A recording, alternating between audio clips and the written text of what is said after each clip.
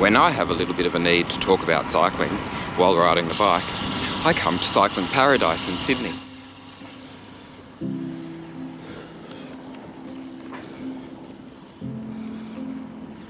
You can come here tonight too.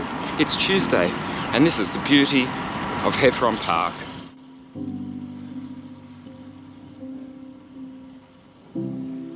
So come along, the summer series has begun in 2021, and you can see people fighting it out for line honours on this beautiful finishing straight.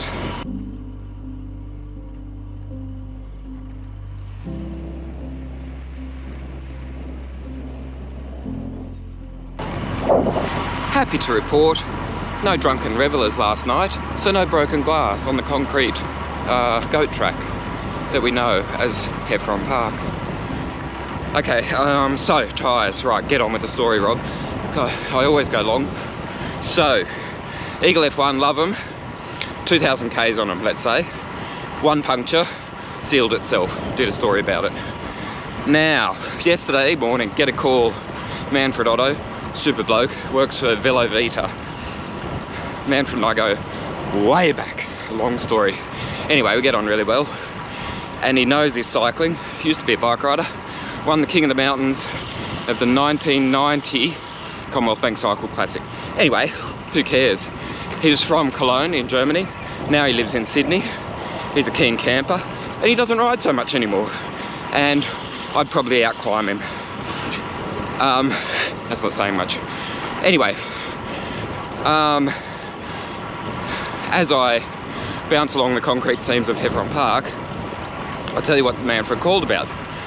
He says, so Velo Vita's the agent in Australia for Conti tyres, Continental tyres. There's been the GP5000 for a few years.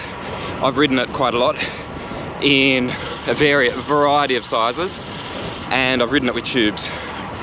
And the last one I did, I think that was a 32, could have been 30. Anyway, it was a real big bag tyre. It was super comfy, and I squeezed it into a Trek Emonda frame just to prove that you could do it. Anyway, I'll cut to the chase, Rob. So, in 2022, there's going to be a new Conti GP5000, and this is the story as it was told to me by Manfred Otto yesterday morning. While, yeah, so here's the deal. Boof. This year, in 2021, they released, or maybe it was even 2020, Continental released the TL Continental GP5000. And that meant tubeless, TL tubeless, anyway, you figure it out. Anyway, Manfred, who is, well, he works for the agent. Hang on, I'm going to show you this sign because it's going to turn you.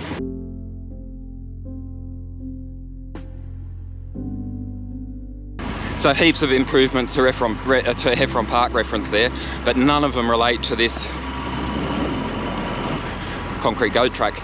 Anyway, I don't think goats like concrete, but moving right along. So bearing in mind that Manfred actually works for Continental, he said, so we've had the TL for a little while, and it is really hard to get on and off. Like, it's super tight, like it is airtight. And that's why it's tubeless. So airtight, in fact, that Continental claim that you can use the TL on Tubeless Ready rims without sealant. Now, you can, but why would you?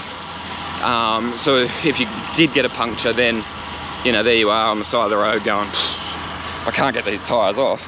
What am I going to do? So, fast forward to yesterday's phone call, right? I'm going to have to take this jacket off soon.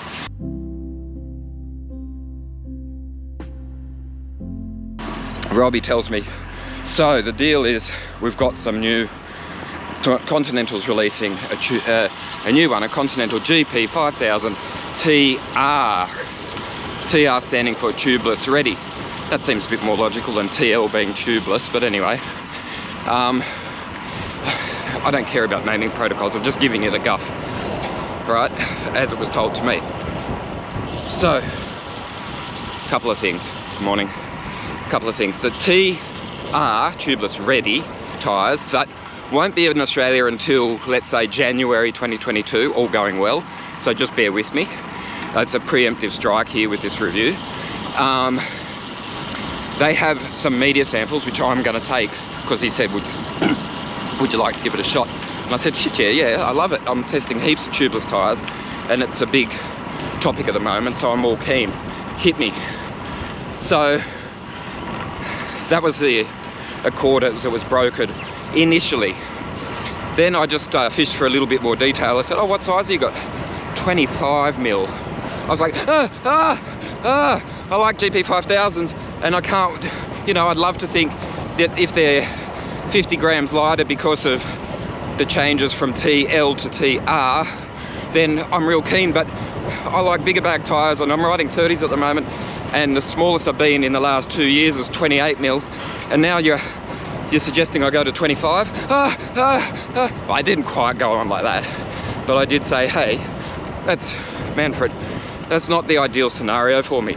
Just checking the sound, hang on. So that's the clubhouse. Anyway, I had that little panic about smaller, skinnier tyres than I would like as a review to replace perfectly bloody good tyres that have still got a few thousand kilometres, in my appraisal, still left in them. So, dilemma. Oh, I like reviewing product, but I don't like meddling with my bike. Certainly not when it's bloody fantastic, which it is currently.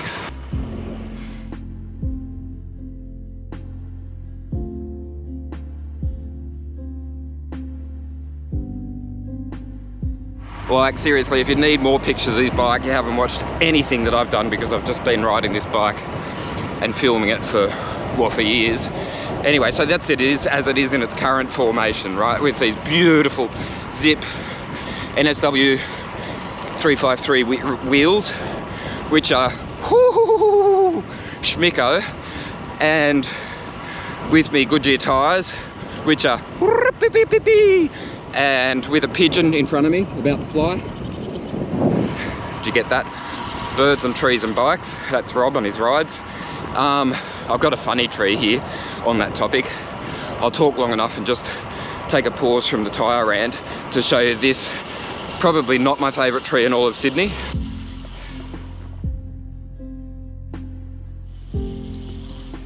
Yeah, go for it, give it a label if you want. I call it pretty bloody sick. Anyway, it's a bit of art now, isn't it? A bit of a sculpture. So, anyway, all of that to say, Conti GP5000s changing a little bit on account of being tubeless ready, and it has a less of a rubber compound on the inside so as not to be quite as puncture resistant, because they're with the TRs, tubeless ready, they're recommending that no matter what you do, you use sealant. They're also suggesting that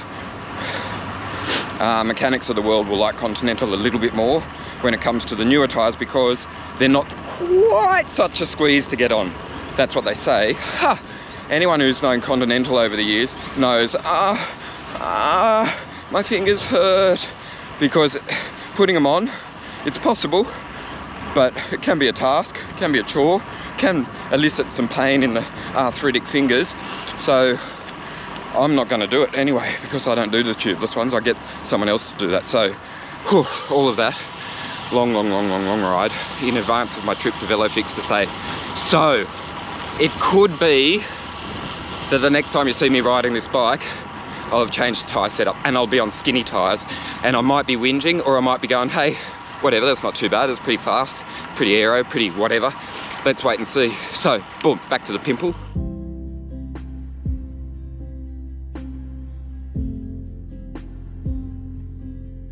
And so ends today's rant. I'm going to take this off, go and get some exercise and shut up, and I'll edit this, and hopefully it's not 3 hours long. All right, thanks for watching. Bye-bye.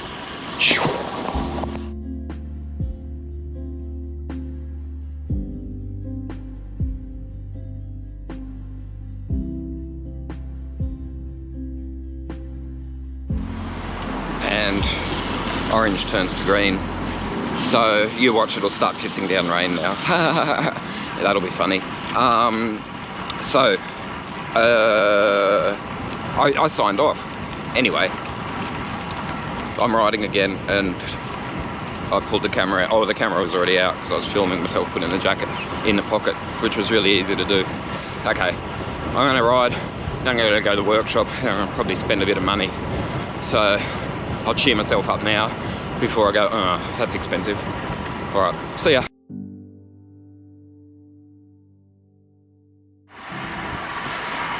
One second. Do you see what I see? Clouds above, dry road. The moral to this story is, if you want to stop the rain for your next ride, go out wearing a rain cape. Job done.